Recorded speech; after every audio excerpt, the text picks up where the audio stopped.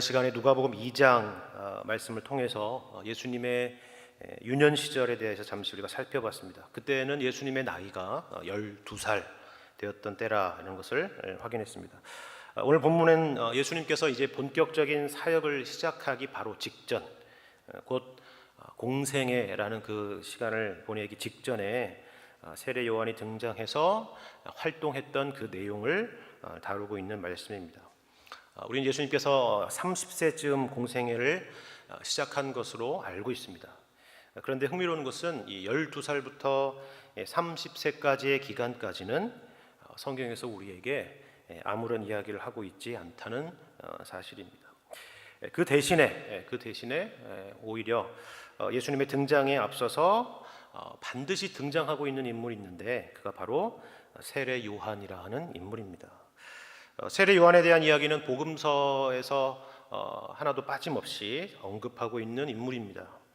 그만큼 중요한 인물이라 하는 것이죠. 물론 여기서 중요하다라고 할 때 그가 신앙적으로나 인격적으로 훌륭한 사람이라 하는 그런 의미에서 말하는 것은 결코 아닙니다. 그럼 어떤 의미에서 이 세례 요한이라는 인물이 중요한 인물이냐?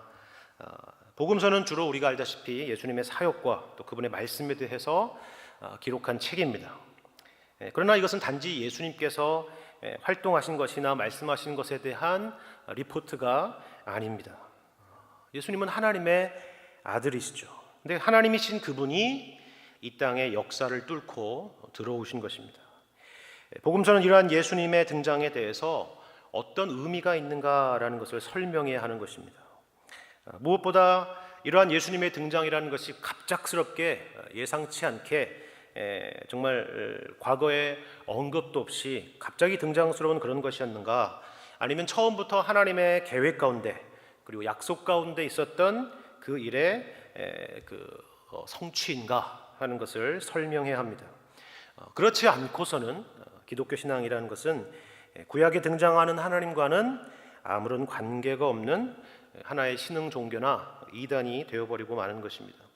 특별히 이방인이 아닌 이 당시의 유대인들에게 있어서 이 문제라는 것이 얼마나 중요한 문제였는가는 굳이 이 자리에 설명하지 않아도 짐작할 수 있을 것입니다. 이런 의미에서 세례 요한의 등장, 그리고 세례 요한의 사역, 또 그의 활동이 중요하다 한 것입니다. 세례 요한이라는 인물을 통해서 이 부분을 설명해 주고 있기 때문에 그렇습니다. 그리고 세례 요한은 바로 이 구약과 신약을 잇고 있는 그런 가교 역할을 하고 있기 때문에 그렇습니다. 그렇다면 세례 요한은 어떻게 가교 역할을 하고 있는가? 쉽게 말하자면 이 세례 요한이라는 한 인물의 사역과 메시지 안에 구약에서 우리에게 이야기하고자 하는 말하고자 했던 그런 핵심적인 내용들이 집약되어 있다는 말이죠. 더 쉽게 말하자면 구약의 율법과 선지서의 요약 정리라 할 수 있을 것입니다. 누가복음 16장 16절의 말씀을 보면 이런 말씀이 있습니다.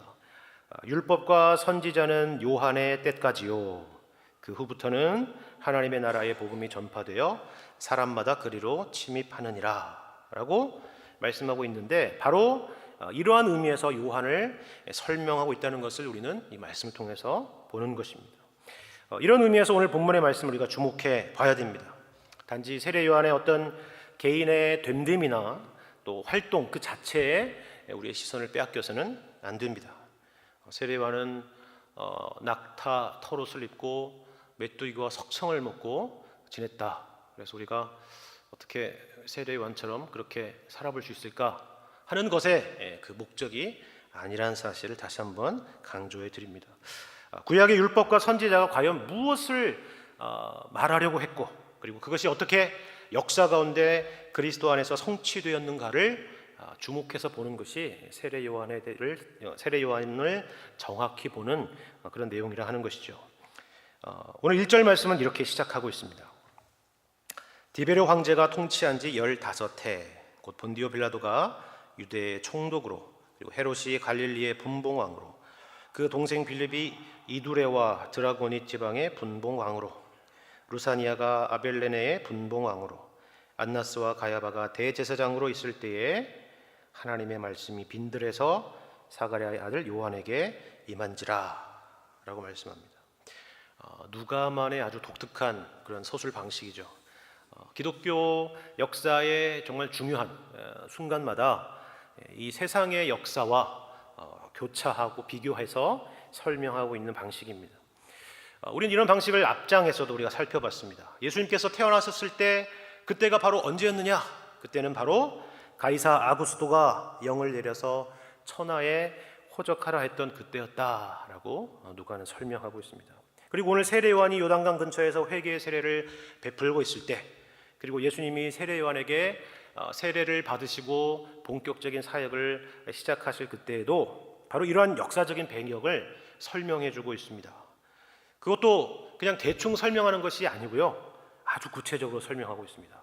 디베료 황제가 통치한 지 15해라는 아주 구체적인 역사를 덧붙여주고 있죠. 이건 어떤 의미일까요? 두 가지로 생각해 볼 필요가 있을 것 같습니다. 첫 번째는 기독교 신앙이 가지고 있는 역사성이라는 것에 대한 강조입니다. 그리고 다른 하나는 기독교 신앙이 가지고 있는 독특성을 바로 이러한 역사적인 정황을 통해서 이것을 대조하여서 보여주기 위한 것입니다. 첫 번째 우리가 생각해 볼 것은 이것입니다. 기독교 신앙이 가지고 있는 역사성이라는 것은 바로 이런 것입니다. 쉽게 말해서 우리의 믿음이라는 것이 허상을 믿고 있는 것이 아니라는 것입니다. 하나님의 아들 예수 그리스도께서 가이사 아구스토 때의 역사 가운데 오셨고, 디베료 황제가 통치한 지 15년이 되던 때에 세례 요한에게 세례를 받으셨다 하는 것입니다. 이건 오늘날에는 사실 그렇게 별로 큰 의미로 다가오는 내용이 아닐 수도 있을지 모르겠습니다. 아니, 별로 관심이 없을지도 모르겠습니다. 그러나 이 복음서가 쓰여질 당시의 상황을 생각해 보자면 이것은 굉장히 중요한 진술입니다. 당시 이 복음서를 처음 접했던 사람들에게, 이 복음서를 처음 접했을 그런 사람들에게 사실이 아닌 거짓을 쓸 수는 없는 것이기 때문에 그렇습니다. 디베료 황제의 통치 때에 살았던 사람들이 이 당시에 수없이 살아 있었을 것이기 때문에 그렇습니다. 만일 이들이 엄연히 살아 있는데 거짓을 기록했다면 단번에 이 기독교 신앙이라는 것은 아주 우스꽝스러운 거짓 종교로 비난을 받았을 것입니다. 그러나 누가는 아주 정확히 당시의 황제가 누구였고 총독이 누구였으며 팔레스타인을 통치하고 있었던 분봉왕들이 누구였는지, 그리고 종교 권력이었던 대제사장이 누구였는지를 아주 소상하게 기록하고 있습니다. 일종의 자신감이죠. 우리가 믿는 기독교 신앙이라는 것은 허상에 있지 않고 진리라, 역사적인 사실이라 하는 것입니다. 우리가 믿는 복음의 내용들은 이런 역사적인 배경을 바탕으로 하고 있다, 역사적인 사실이라 하는 것을 강조하고 있는 것입니다. 우리 생각에는 어떨까요? 우리 생각에 만약 성경을 기록한다면, 성경을 기록해서 그 시대나 그 후세에 남긴다면 예수님께서 행하신, 우리 이성으로서는 도무지 이해할 수 없고 믿을 수 없는 그런 정말 놀라운 그런 기적들, 이런 내용들을 담고 있거나, 예수님이 가르치신 내용 중에서도 이런 엑기스들만을 뽑아서 그런 훌륭한 가르침들만을 기록해서 그것을 성경으로 아마 남겼을 수도 있을지 모르겠습니다. 그리고 그것으로 우리 기독교의 독특하고 대단한 것들을 자랑하면서 기록할 수도 있었을 것입니다. 그러나 누가는 그렇게 하지 않았습니다. 그 이유는 뭘까요? 기독교 신앙의 힘은 이런 초월이나 능력에 있는 것이 아니라 바로 그것이, 우리가 믿고 있는 바로 그것이 사실이며 진리라는 것에 있다는 것을 강조하기 위한 것입니다. 그것은 누가의 다른 작품인 사도행전에서도 우리가 마찬가지로 볼 수 있는 내용입니다. 당시 역사적인 상황과 배경을 꼭 그 바탕 아래 마치 마일스톤처럼 깔고 있는 것입니다. 우리가 믿고 있는 기독교 신앙이라는 것은 바로 이처럼 허공에 떠 있는 신앙이 아닙니다. 구체적인 믿음의 내용과 역사적인 사실을 갖고 있는 그런 신앙인 것입니다. 예를 들어서 다른 것을 생각해 보죠.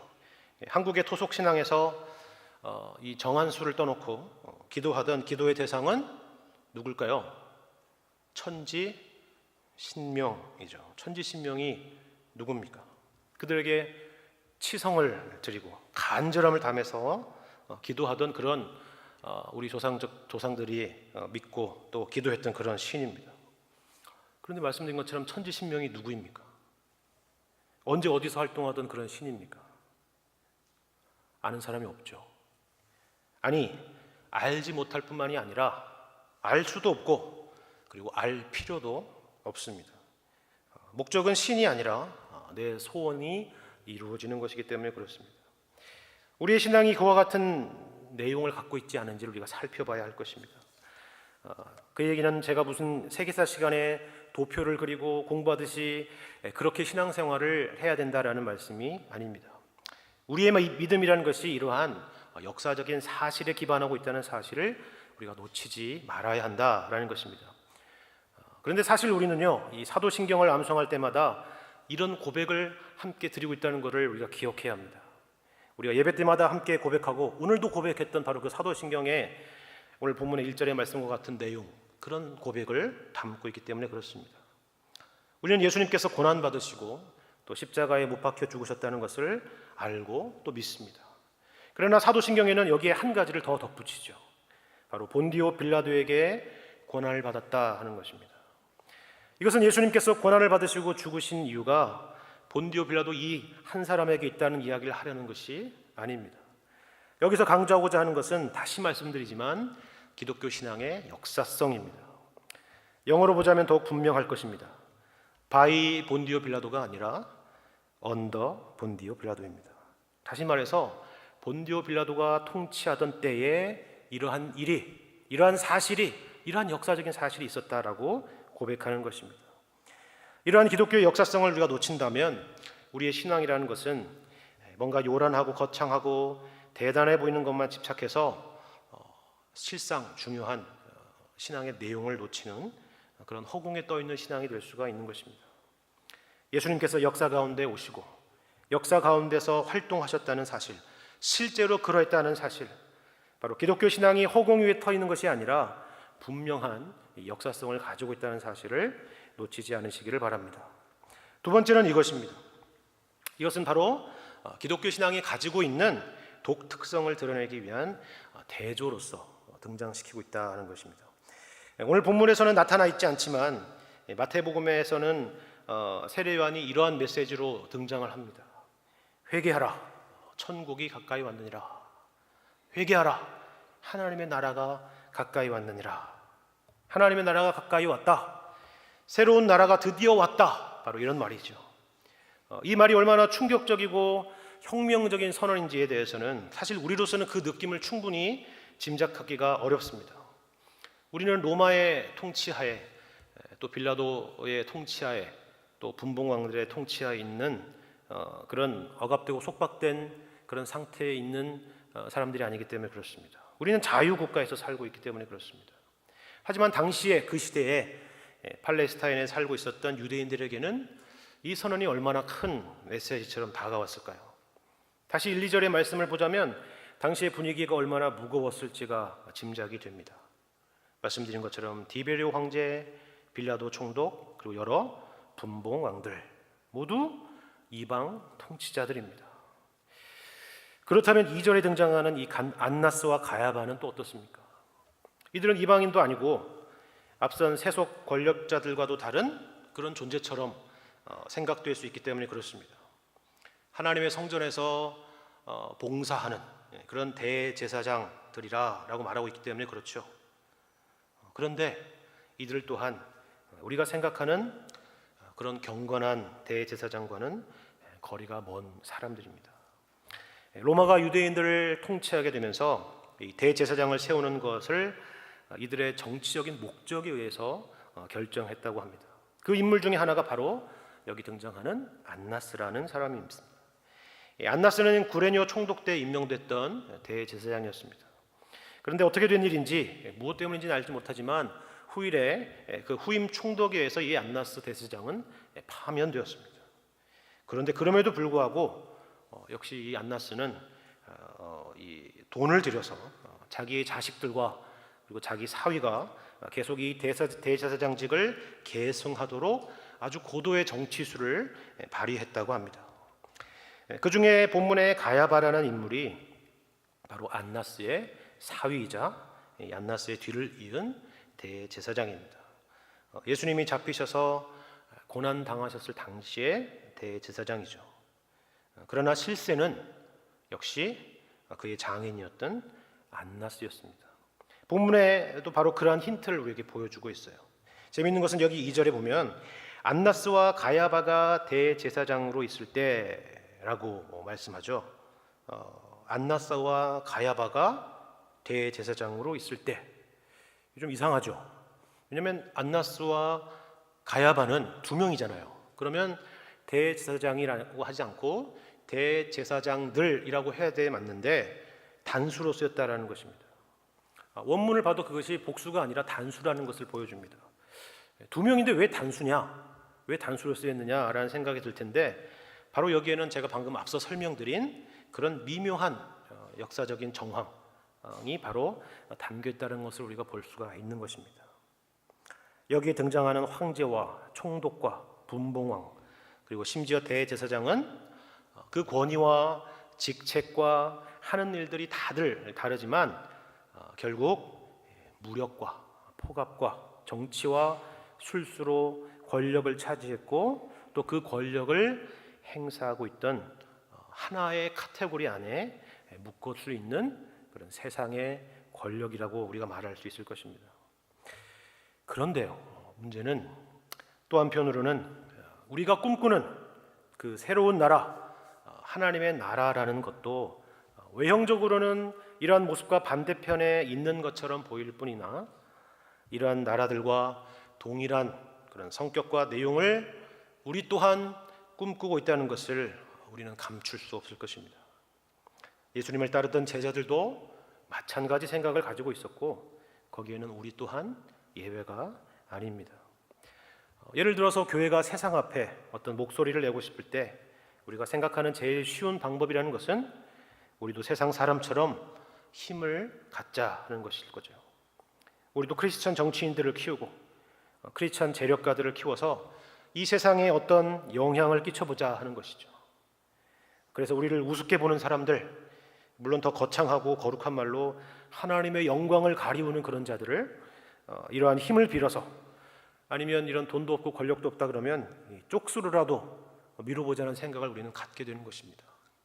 우리가 한국에서 여러 조사 중에 어느 종교가 가장 많은 퍼센티지를 차지하고 있느냐에 대해서 관심을 갖는 것도 아마 그런 숨겨진 이유 중에 하나가 아니겠나 생각이 듭니다.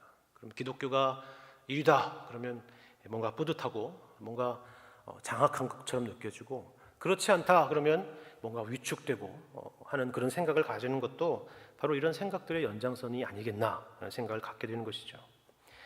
맞습니까? 그것이 하나님의 나라고 그것이 하나님 나라의 방식인가요? 그렇지 않습니다.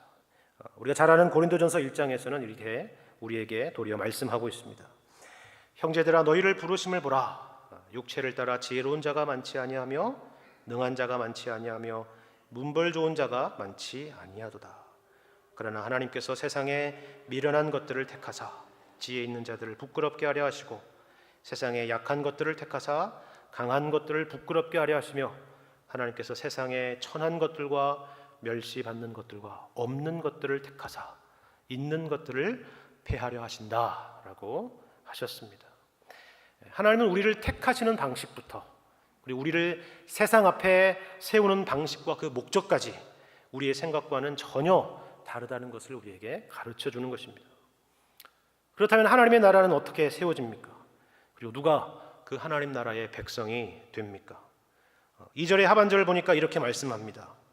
이런 때에 이러한 역사적인 상황에서 하나님의 말씀이 빈들에서 사가랴의 아들 요한에게 임했다라고 말씀합니다.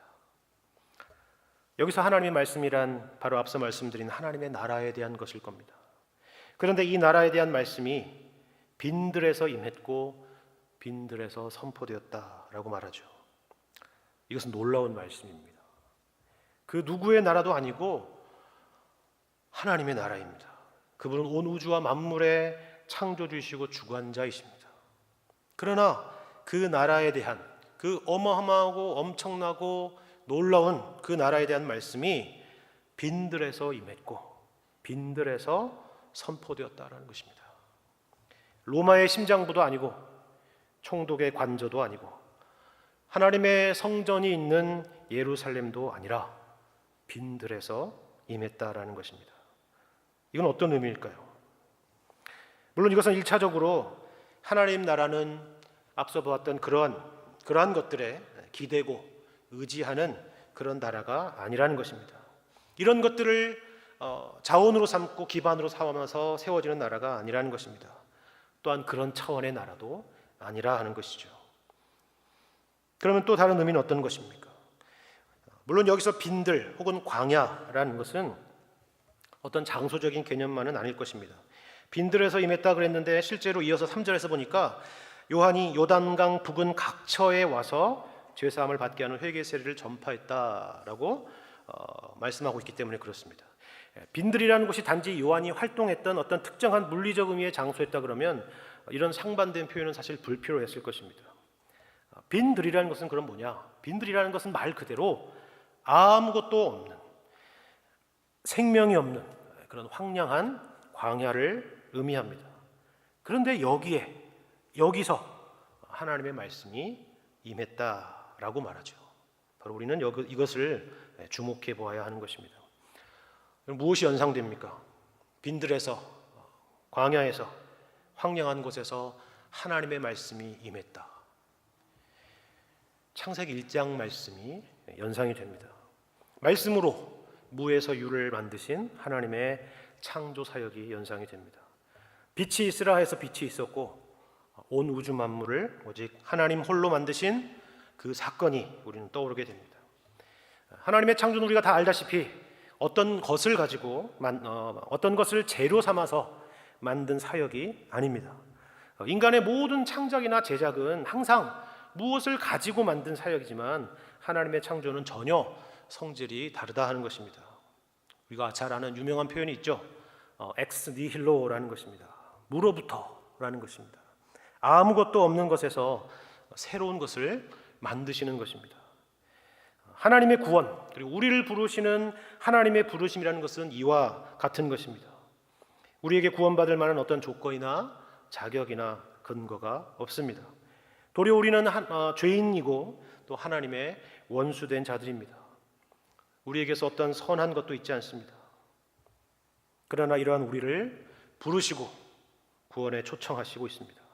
마치 무에서 유를 창조하는 것처럼 근거 없는 우리를 하나님 백성 되게 하시는 것입니다. 그래서 사도 바울은 고린도후서에서 이러한 창조의 이미지를 사용해서 구원에 대해서 설명하는 것을 우리가 볼 수가 있습니다. 고린도후서 4장 6절에 이렇게 말씀합니다.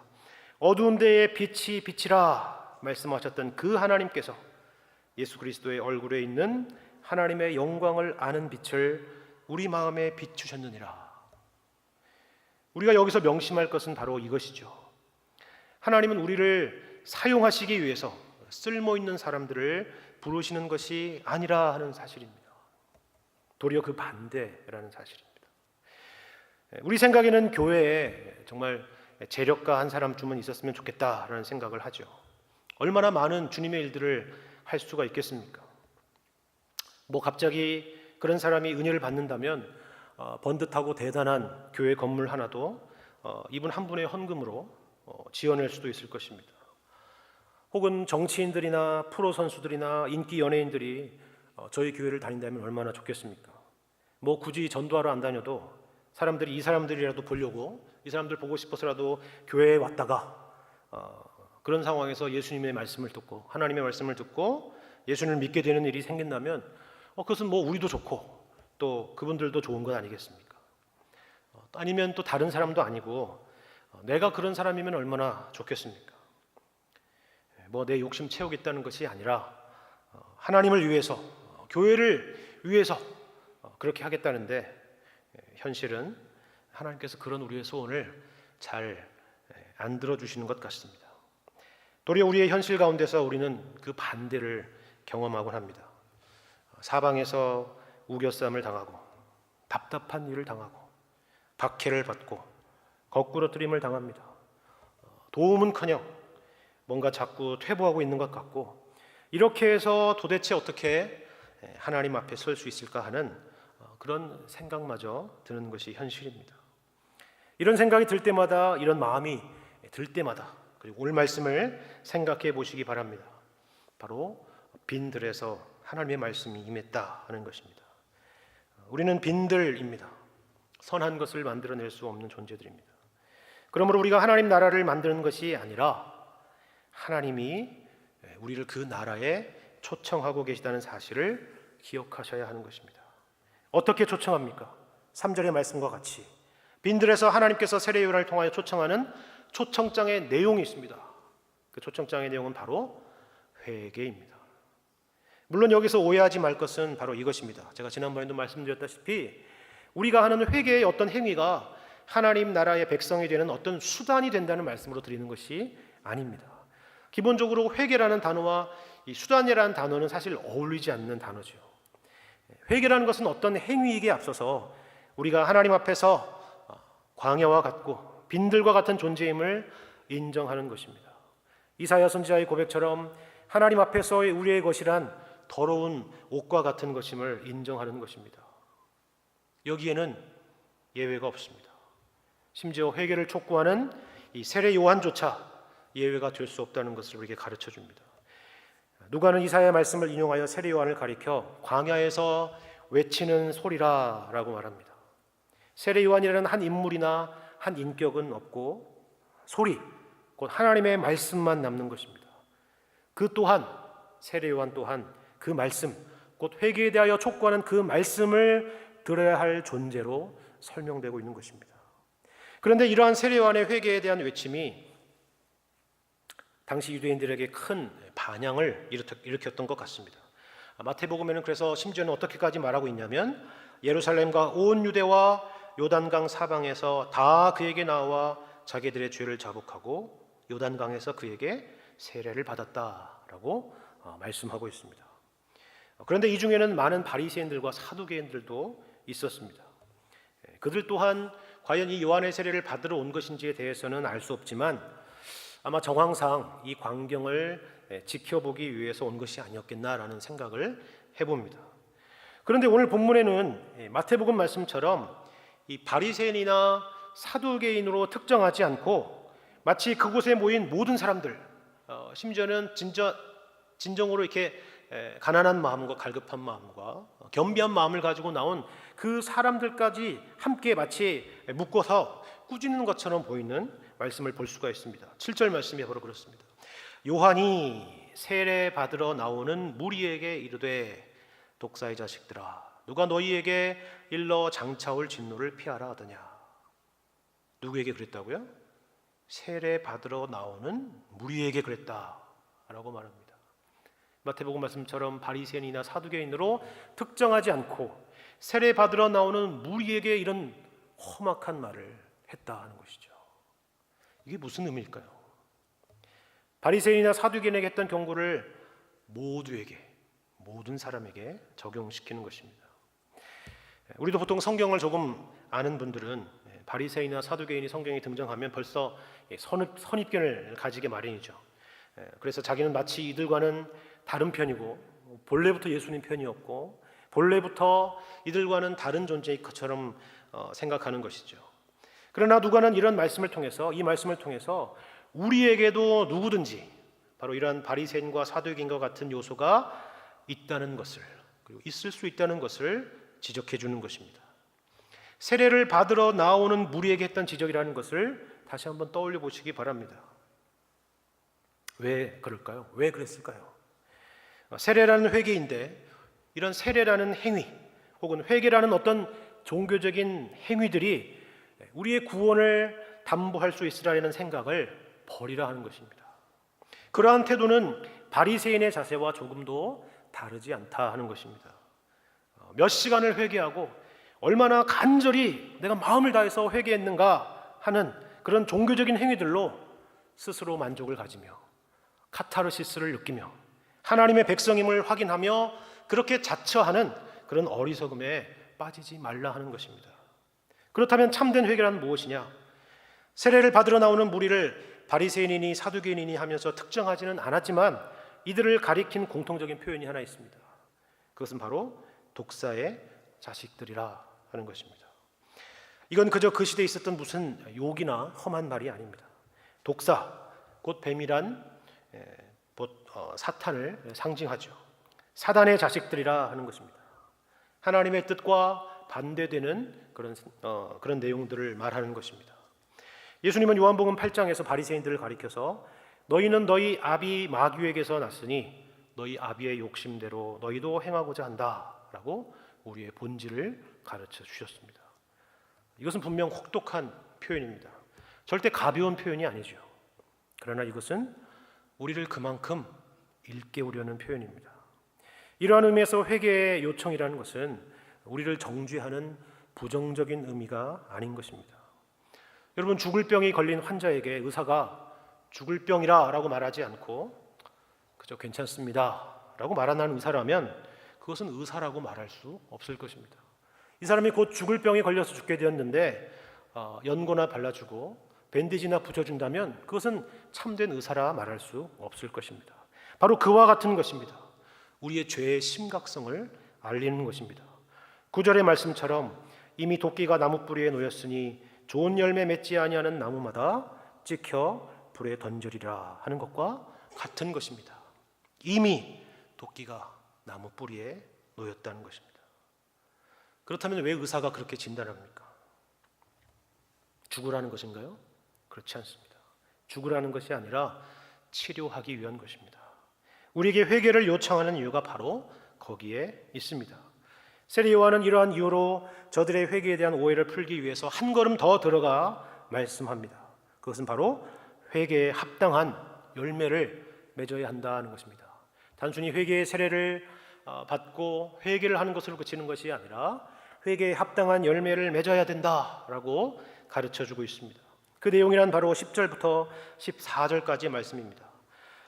무리가 물어 이르되 그러면 우리가 무엇을 하리이까? 대답하여 이르되 옷 두 벌 있는 자는 옷 없는 자에게 나눠줄 것이요 먹을 것이 있는 자도 그렇게 할 것이니라 하고 세리들도 세례를 받고자 하여 와서 이르되 선생이여 우리는 무엇을 하리이까 하매 이르되 부과된 것 외에는 거두지 말라 하고 군인들도 물어 이르되 우리는 무엇을 하리이까 하매 이르되 사람에게서 강탈하지 말며 거짓으로 고발하지 말고 받는 금류를 족한 줄로 알라 하니라.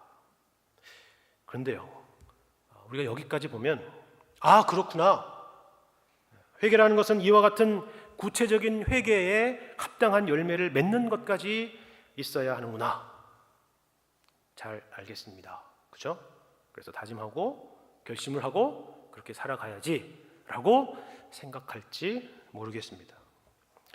조금 어거지 같긴 하지만 만일 그렇다면 이어지는 그 다음 말씀은 아마 이렇게 이어져야 되지 않을까 생각됩니다. 그래서 저들이 그렇게 행하여 하나님 나라의 백성이 되었더라. 15절 말씀이 그렇게 되어 있죠? 그런 말씀은 없습니다.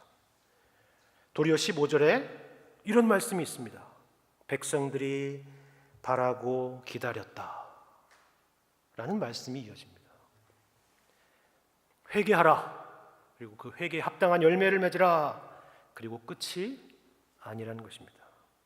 그렇다면 그들이 누굴 바라고 기다렸던 것일까요? 바로 예수 그리스도입니다. 메시아입니다. 기독교 신앙은 도덕이나 윤리가 아닙니다.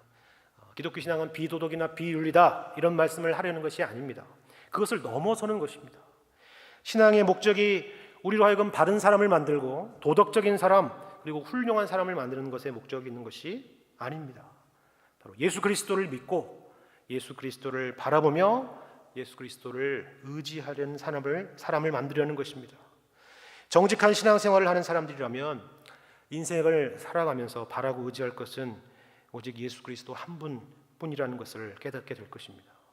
주님의 은혜와 도우심 없이는 살 수 없는 존재라는 것을 고백하게 될 것입니다. 이것이 바로 구약의 율법과 선지자로 대표되는 세례 요한의 메시지였습니다. 구약의 메시지였습니다. 우리는 빈들과 같고 우리는 광야와 같습니다. 우리의 것으로 하나님 나라에 들어갈 수 없고 만들어낼 수도 없다는 것입니다. 정치로도 권력으로도 종교로도 도덕과 윤리로도 불가능하다는 것입니다. 헛된 것에 우리가 마음을 빼앗겨서는 안 된다는 것입니다. 그것이 바로 오늘 본문이 보여주는 중요한 메시지입니다. 세례 요한이 말한 내 뒤에 오시는 이 예수 그리스도를 통한 구원만이, 그리고 그분의 통치만이 우리를 하나님 나라의 백성 되게 하는 것입니다. 이 자리에 모이신 여러분과 제가 바로 그 구원의 초청 그리고 값없는 은혜를 받은 자들입니다.